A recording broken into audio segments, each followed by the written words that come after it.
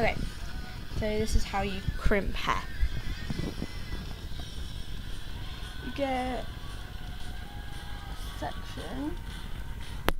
Better the crimp will be brush it out with a fine tooth comb. You get your crimpers. Into the crimpers. You put them on hottest heat. Put it as close to your head as possible. And hold it there.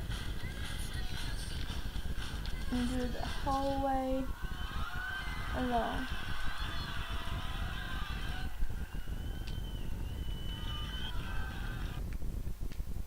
You press, there's usually a little hole in the top, little fingerprint mark.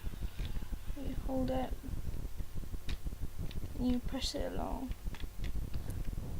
and then you comb it out like that. I don't know if you can see it. It's crimped.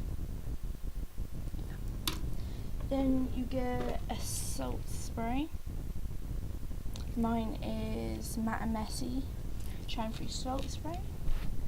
You press 1 and then brush it through quite quickly, and then it volumizes and you get a nice bit of crimp down. You can also get, but always remember to use a heat spray. Mine looks like that, and there's a hot curling spray. I use curling one because curling's way similar to crimping. Okay.